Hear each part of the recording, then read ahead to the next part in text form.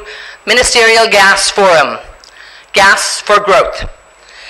Now, the International Energy Forum and the International Gas Union are absolutely delighted that you are all here with us in New Delhi for this timely event hosted by the Ministry of Petroleum and Natural Gas of the Government of India.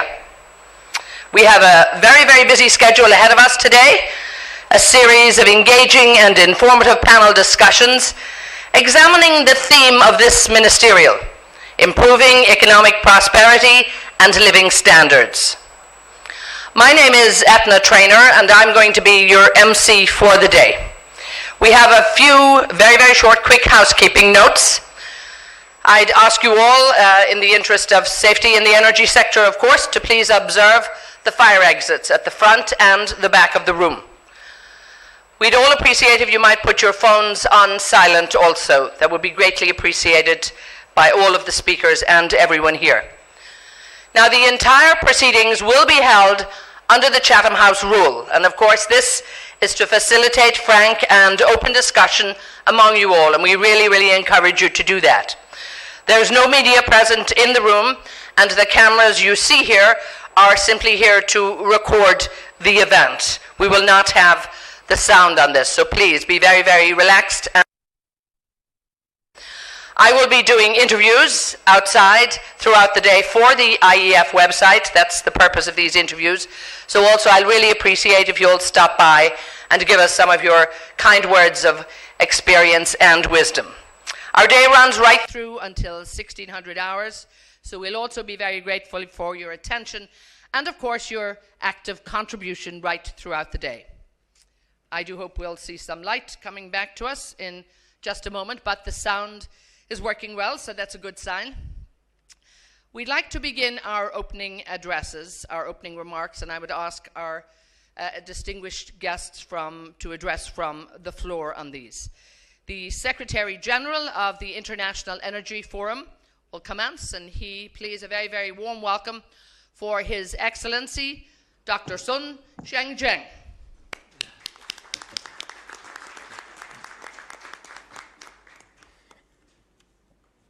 Your Excellency Sri Dharmendra Pradhan, Minister of Petroleum and Natural Gas of India, Mr. David, IGU President, Your Excellency Ministers, ladies and gentlemen.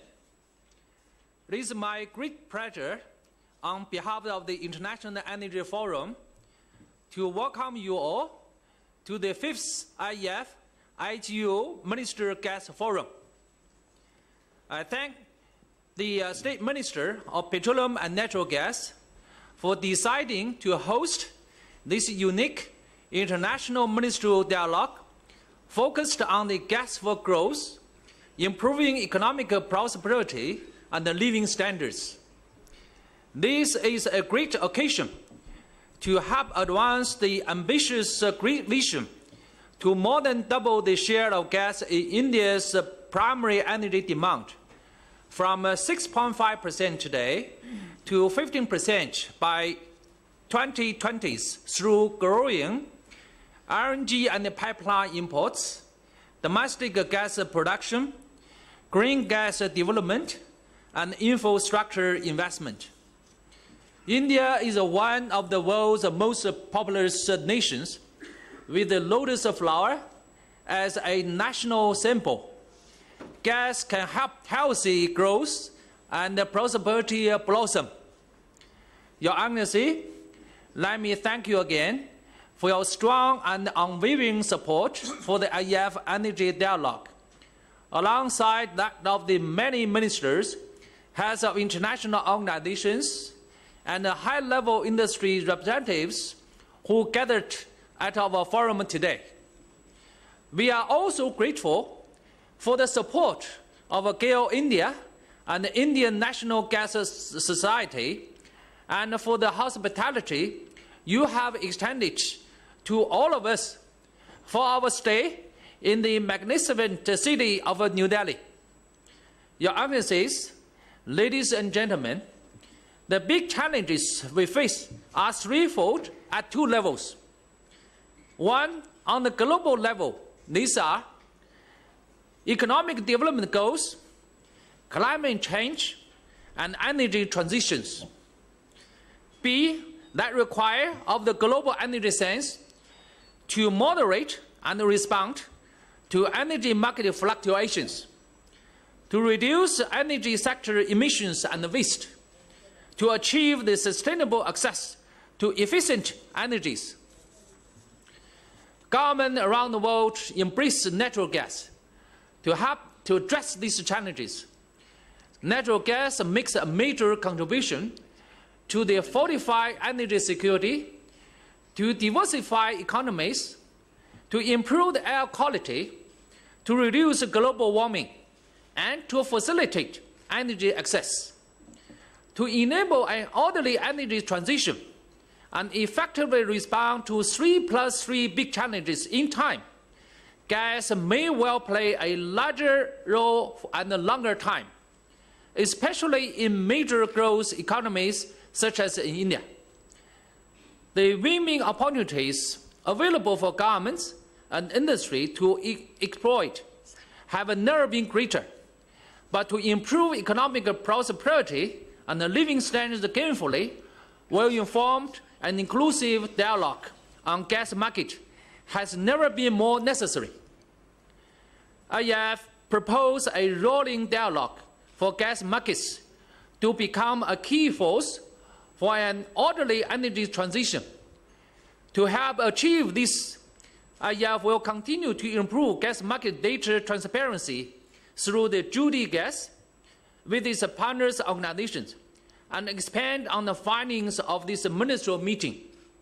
I look forward to our dialogue to help gas fulfill its promise to let growth and prosperity blossom in the global energy transition. Thank you all for attention.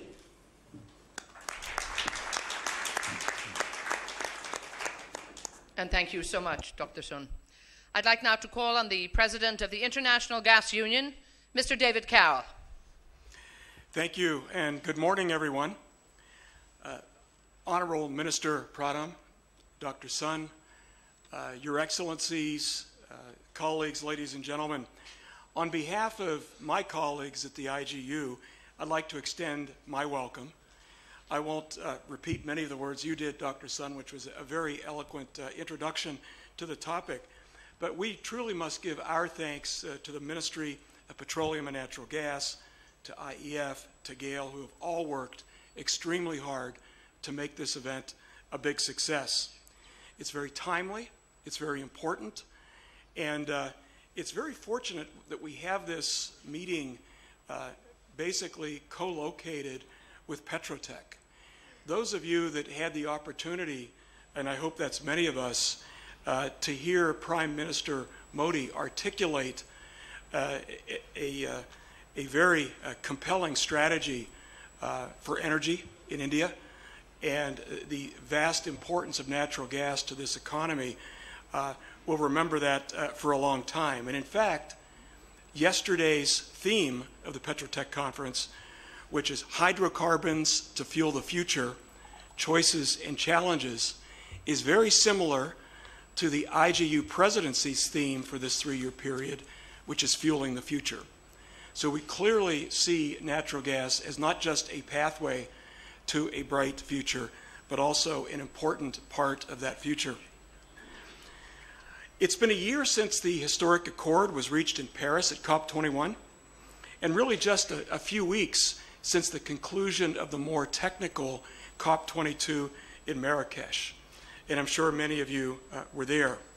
The Paris Agreement entered into force a month ago on November 4th, 30 days after the date in which 55 parties to the convention, which represent 55% of the total greenhouse gas emissions, ratified their agreements.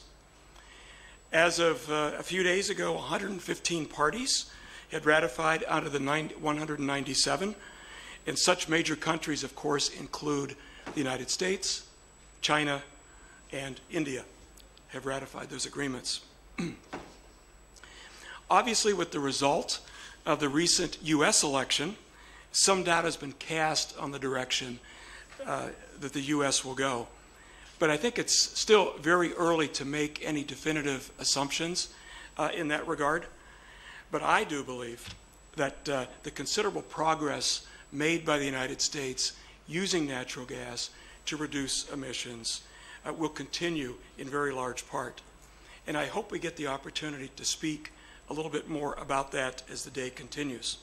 So I'm really looking forward to our discussion, hearing your views and perspectives today as we explore the role of gas in the future, both here in India and across the world. So I encourage, again, all of you to engage and contribute to the deliberations. Thank you very much.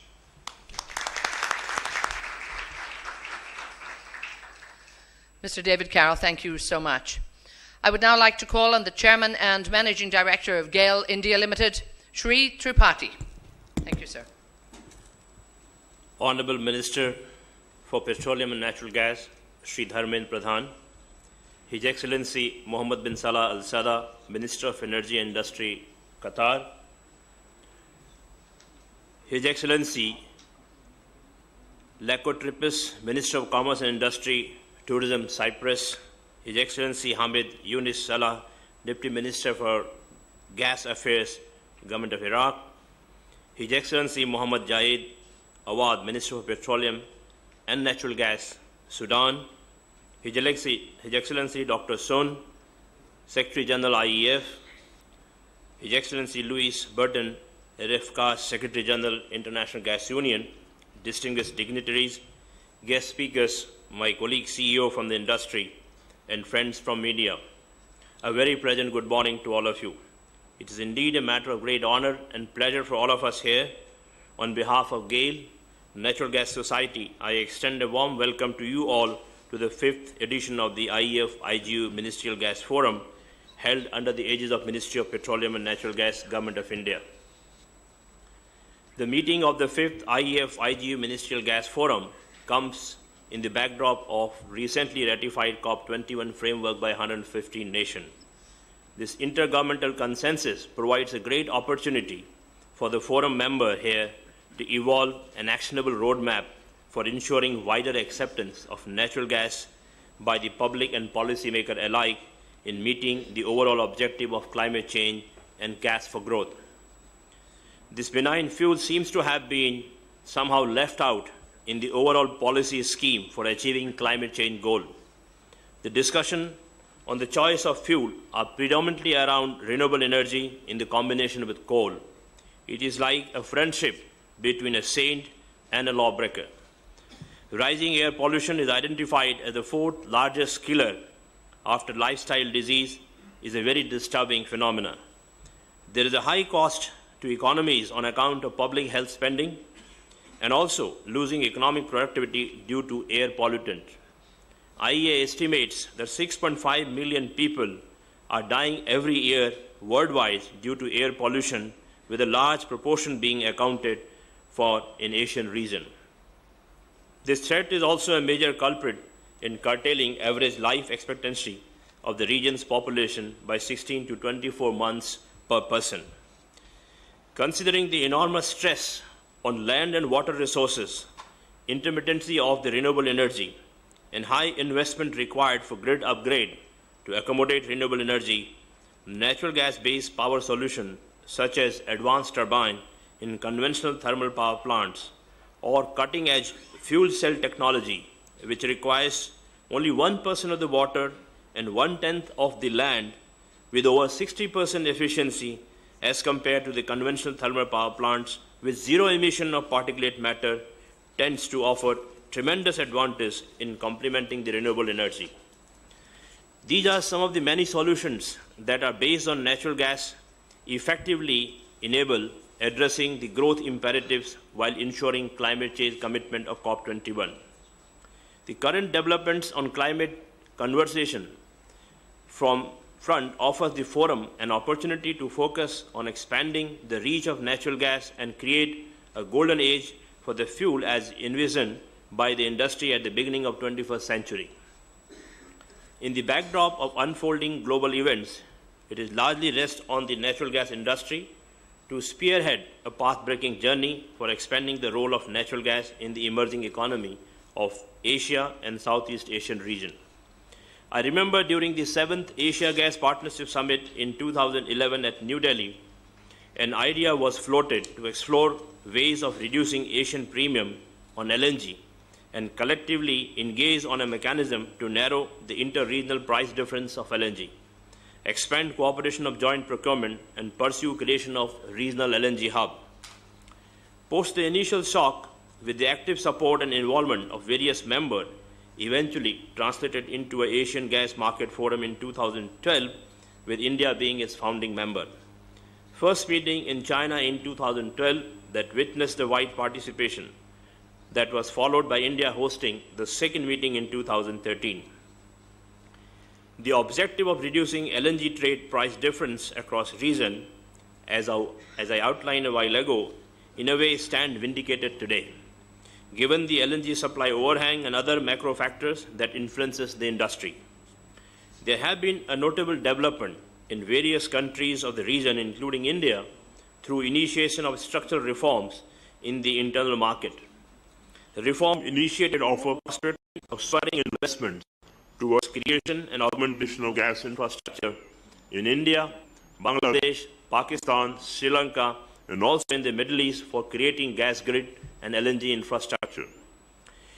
During the last 2 years, there have been welcome initiatives in India with respect to natural gas industry, such as the transparent pricing mechanism, benchmarking to the global market, cranking up stranded assets of gas-based power plant through a support fund mechanism, gas pooling for fertilizer sector, working out of a comprehensive package for synchronizing midstream and downstream project is a trendsetter in supporting growth of natural gas infrastructure and its ecosystem. I'm sure you all are aware on the specific policy measure in detail that are shaping the gas industry in India. Due to interplay of several factors, traditional stronghold LNG markets such as Japan, South Korea, China have witnessed a drop in LNG consumption during the last 15 to 18 months. At the same time, there is an emergence of a new LNG market in Egypt, Malaysia, Indonesia, Thailand, Pakistan, and a Middle Eastern country like Kuwait. Partnership in this sector are also being worked out with Sri Lanka and Bangladesh for creation of LNG-based gas infrastructure and consumption in these countries. While it is worthwhile to seek a bilateral opportunity, it is suggested to elevate these dialogue to a larger platform by enlarging deliberation at the government level by including all regional members.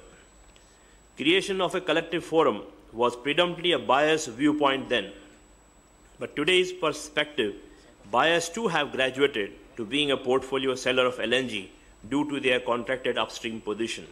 It may perhaps be easier now to create a win-win solution for the region's growth objective. I am happy to share that Gas for India as an advocacy platform was launched with the encouragement of Honorable Minister of State of Petroleum and Natural Gas, and this initiative has been very successful in its outreach to various consumer groups, public and stakeholders in increasing awareness of natural gas as a benign fuel and its potential to be a bridging fuel for the greener future. I take this opportunity to suggest Gas for Asia initiative for the region to create awareness and gather support and wider public acceptance for natural gas as a fuel of choice through intergovernmental engagement. In moving towards the objective of achieving carbon neutrality by the second half of the century, IEF and IGU could set up working group to take forward the initiative of promoting natural gas and also advocate multilateral finance institutions to provide greater support to the natural gas project. Engaging with multilateral agencies to advocate reforms in power sector could be an important step by the forum in convincing policymakers to set up reforms in the sector to include natural gas in the agenda for combating climate change. On this note, I once again welcome you, Excellency, Honorable Ministers, ladies and gentlemen, for an engrossing and mutually rewarding deliberation that can translate into implementable action to mark the forum's meeting at New Delhi. Thank you very much. Thank you very much, Shri Tripathi there. And thank you, all of you gentlemen, for your opening remarks.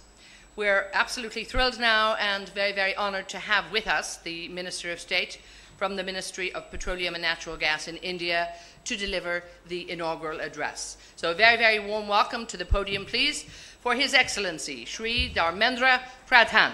Thank you, sir.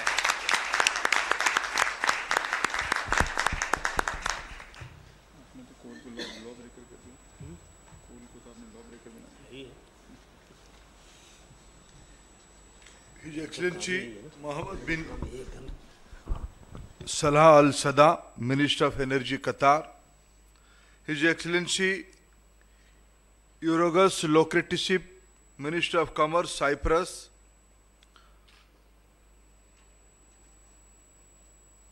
His Excellency Dr. Muhammad Jahid Awad, Minister of Energy, Sudan. His Excellency Fayad Al Nema, Deputy Minister of Oil, Iraq. Mr. Mohammad Sansui Barkindo, Secretary General of OPEC. Dr. Sun Jion Sengo, Secretary General IEF. Dr. David Carroll, President IGU. Mr. Luis Britanas Rafkas, Secretary General IGU. Ladies and gentlemen, friends, my senior colleague, Minister of Urban Development, Mr. Venkaiah Naidu, is unable to attend this event. He was supposed to inaugurate this event. Last night, we lost a senior political leader of our country. She was Chief Minister of one southern state, Tamil Nadu, Dr. J. Jayalalitha. She was a very popular Chief Minister of Tamil Nadu who passed away last night. On behalf of Union Government, on behalf of India, as the country is mourning her loss, Mr. Venkaiah Naidu is representing Government of India at that state. The country is mourning for Dr. Jayalalitha, friends. That is the reason Mr. Venkaiah Naidu ji is unable to attend this program. Assembled dignitaries, energy experts, senior officials, ladies and gentlemen, it is indeed a privilege for me to welcome such a distinguished audience at the opening of this 5th IEF-IGU Ministerial Forum. We are also grateful to the IEF and IGU for providing us the opportunity to host this important forum meeting. I welcome you all. Yesterday, while inaugurating the Petrotech, Honorable Prime Minister of India, Sri Narendra Modi, elaborated his vision and about Indian energy sector, where he emphasized an increasing share of natural gas in India's energy basket. He also referred to natural gas as a cleaner fuel. As you would know, share of gas in Indian energy basket is only 6%. As the Chief Minister of Gujarat, he took steps to increase share of natural gas in Gujarat energy basket to 26%, which is even higher than national average. Indeed, the theme of this meet, gas for growth, improving economic prosperity and living standards, could very well be the story of the initiatives taken in India towards this end. As all of us are aware, gas consumption across the world has been showing an increasing trend, and this trend is expected to continue. As an expert told me last week that several oil and gas companies are now referred as gas and oil companies.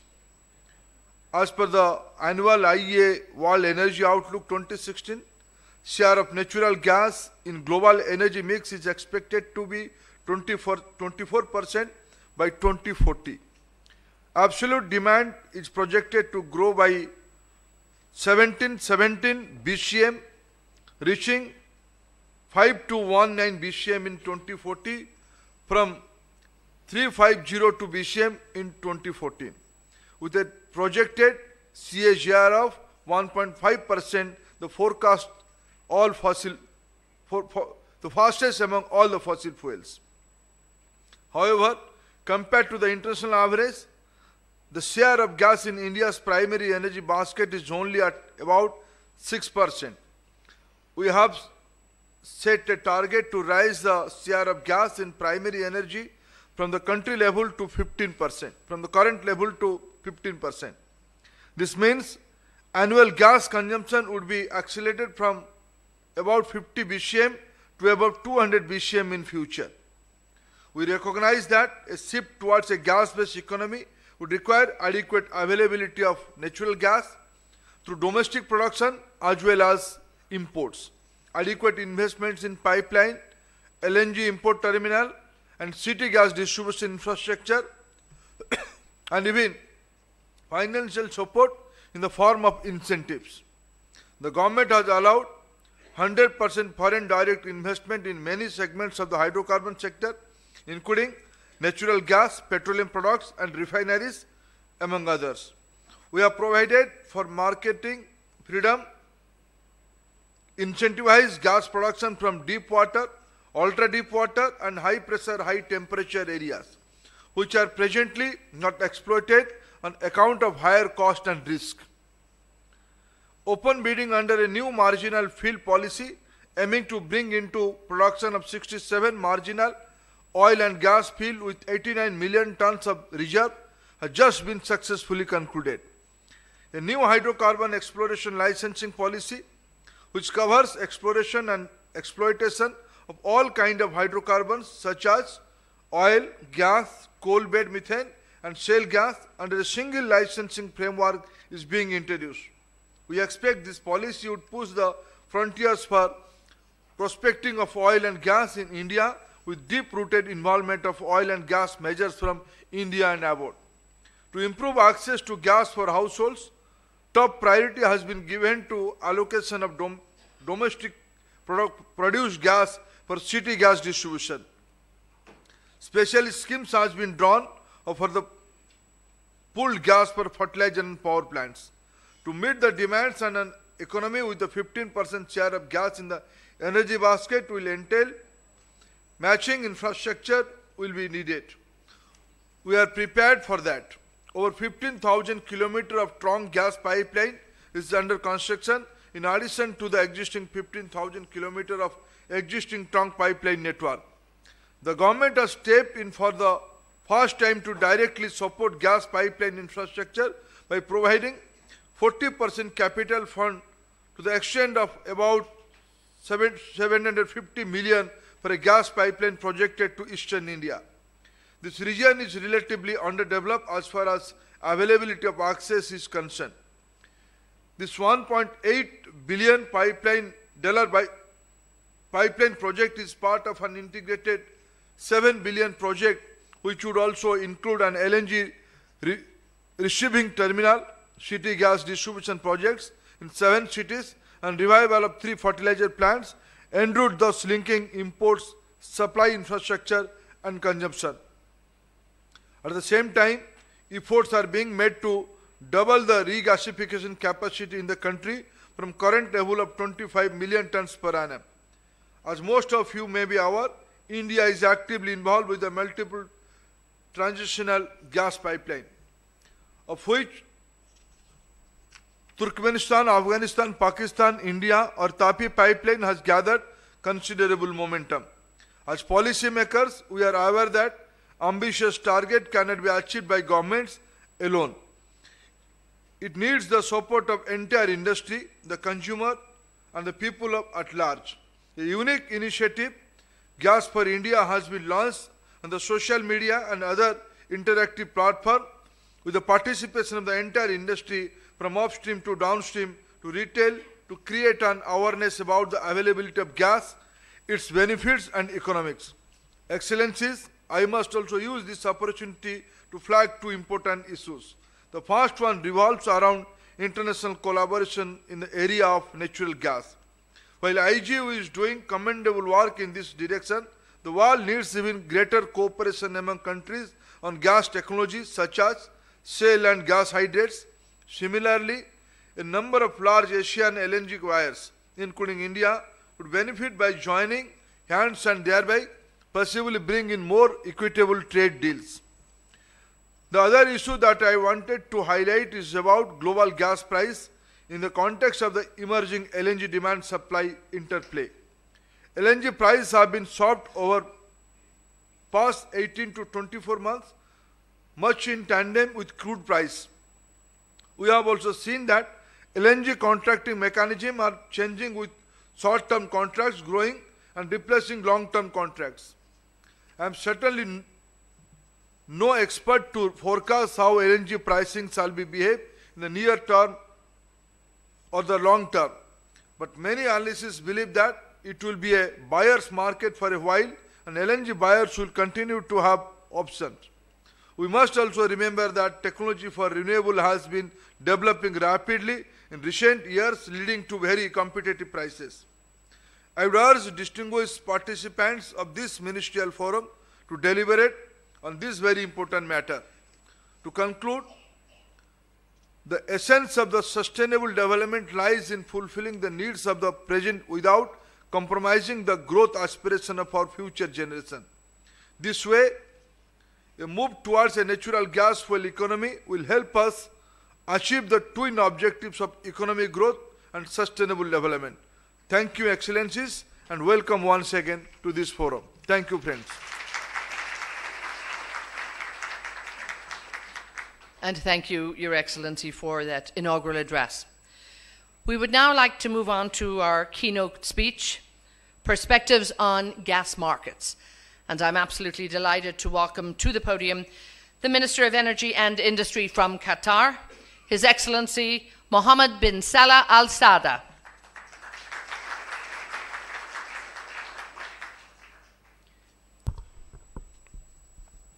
Thank you. Your Excellency Dharmendra Pradhan, Minister of State of Petroleum and Natural Gas of India, your honorable ministers, excellencies, distinguished ladies and gentlemen, very good morning to you all. The warm reception and the traditional Indian hospitality has made this crisp winter morning of New Delhi additionally beautiful. It is indeed a great pleasure and honor to be here amongst you distinguished audience. At the outset, I would like to express my sincere thanks to His Excellency Dharmendra Pradhan, Indian Minister of State for Petroleum and Natural Gas, and officials of IEF and IGU for organizing this very important Ministerial Gas Forum. This is a landmark forum focusing on gas for growth, improving economic prosperity and living standard. I may mention this is very apt for India, as it is already on a fast-track economic growth trajectory. I am pleased to share some thoughts on perspectives of gas market and economic growth, which has relevance in the context of world economy and current global environmental challenge related to climate change.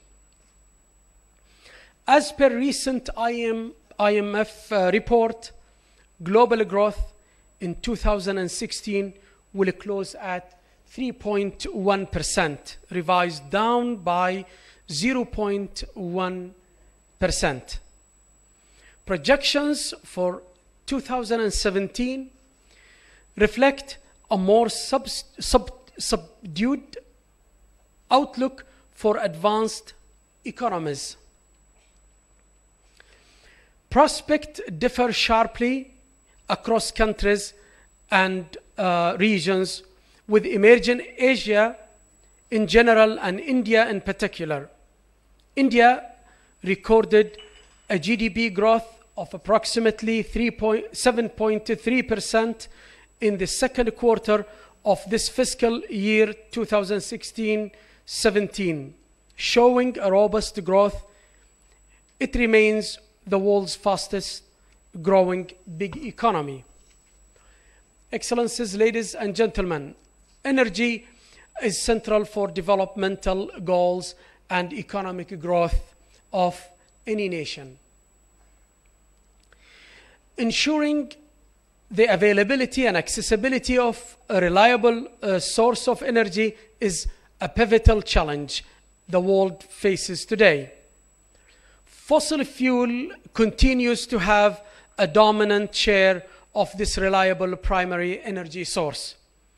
Asia, and especially non-OECD Asia, represented by China and India, will be the main sources of not only economic growth but also energy demand.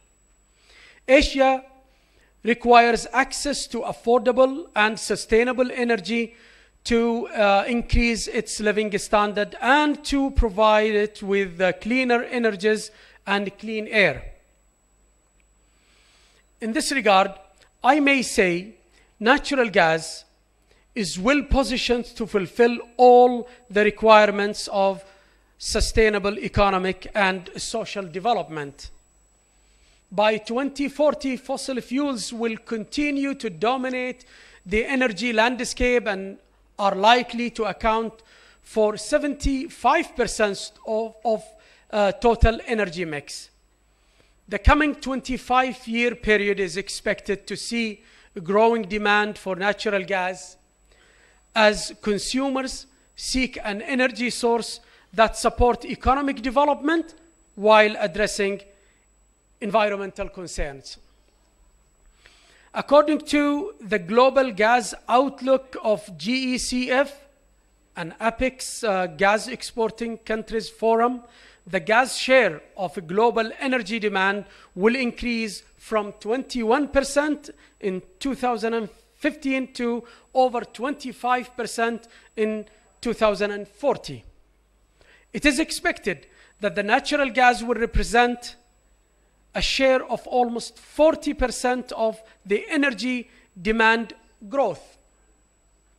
This significant share is mainly explained by many factors and due to the different advantages for the use of gas. Excellencies, ladies and gentlemen, the global commitment to fight climate change is gaining momentum even faster than expected. The last conference of parties in Marrakesh, COP22, confirmed the willingness of countries to pursue these efforts and reaffirm this irreversible momentum. With its lower carbon content, natural gas can play a key role in reducing CO2 emissions. I have no doubt that natural gas will benefit from the world's commitment to lower carbon emissions, promoting cleaner and more sustainable environment. It is definitely a very practical fuel of choice available today, a potent source of energy that acts as a bridge, allowing the smooth transition to a lower carbon future. Now, ladies and gentlemen, let me present the short-term and long-term perspective of the gas markets. I would first like to refer to the short-term outlook of GECF, which foresees a lower growth rate in 2016, where gas demand will average approximately 3.55 trillion cubic meters, registering an average growth between 1.4% and 1.5% compared to last year. This modest growth is mainly driven by non-OECD economies, primarily China and India. In 2017, it is expected to experience future growth as the economic conditions improve. Regarding natural gas production, it is expected to average approximately 3.6 trillion cubic meters in 2016, slightly above that of 2015 production level. For the long-term perspective, the Global Gas Outlook 2040 of GECF predicts that the coming 25-year period is expected to see stronger growth for gas demand. The global gas production is required to increase by almost 50% by 2040, posing therefore many challenges in terms of capital investment for the gas supply industry. The annual volume of the global gas trade is expected to increase from around 1,000 BCM currently to 1,650 BCM by 2040, an absolute growth of nearly 60%. Here, I may add that most of this trade will be carried by sea in the form of LNG, and its trade is expected to grow annually by at least 3%, which will allow it to represent a share of about 40 to 45% of a global gas trade by 2040. In terms of LNG supply, global LNG, after reaching around 250 million ton per annum last year, is expected to upsurge this year due to incremental volumes brought to the market. Asia continues to dominate LNG import, while Europe, the second market for LNG import, increased LNG volume for the second year as domestic production declines and coal to gas switching took place in the region, driven by rising environmental awareness. The outstanding new emerging LNG demand came notably from the Middle East, particularly driven by LNG imports by Egypt and Jordan, to name a few. Asia is active and will still continue to account for more than 70% of the global LNG trade.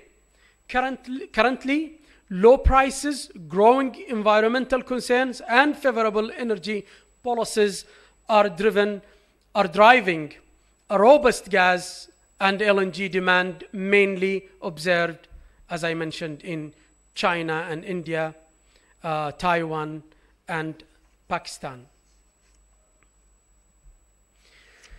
These four countries are set to contribute substantially to reach the balance in the global LNG market over the next 5 years. China, in particular, the third largest LNG importer in the world, may significantly increase its natural gas use as the Chinese government is determined to reduce pollution and increase natural gas share in its energy mix. It is very likely that this large economy in Asia will overtake South Korea as the world's second largest importer of LNG in the near future. Likewise, in India, currently the fourth largest LNG importer, is likely to more than double its gas import capacity.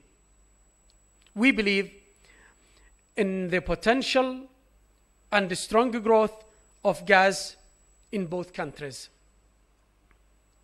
We also expect that among emerging Asia LNG importers, Indonesia, Malaysia, Singapore, and Thailand, LNG demand will continue to rise, driven by more penetration of natural gas in the power generation of these countries. Ladies and gentlemen, let's now look at the investment in the natural gas sector, particularly the LNG. As we all know, LNG prices have fallen dramatically during the last couple of years, following the path of the oil market. Under this uncertain environment, the industry has no other alternative but to curtail investment and take measures to reduce costs. This in turn negatively impacts the development of future projects.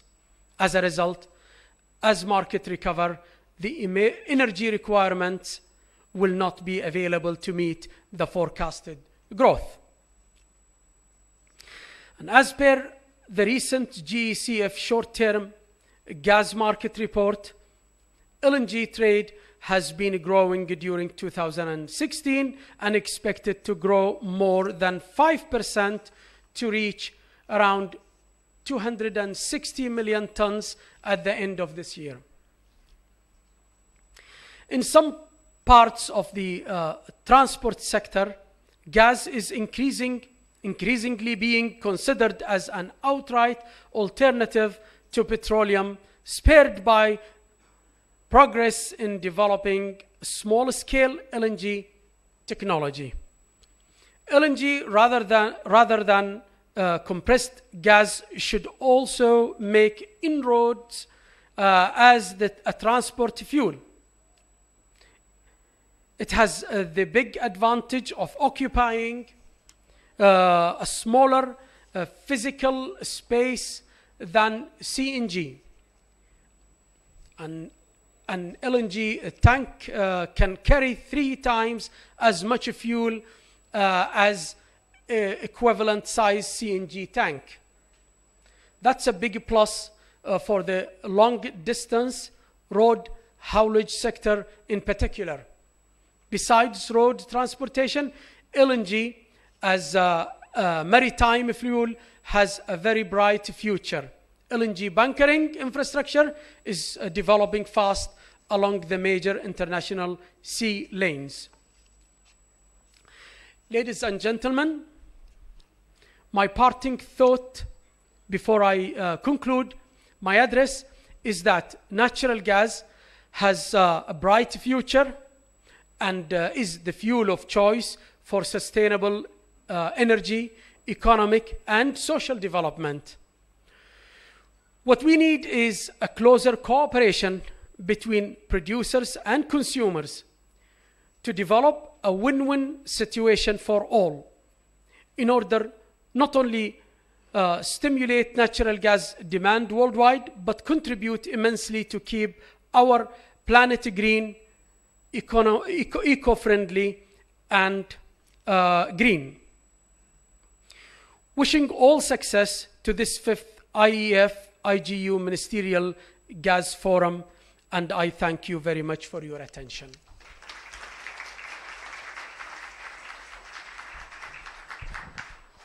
And thank you so much, Your Excellency Minister Al-Sada.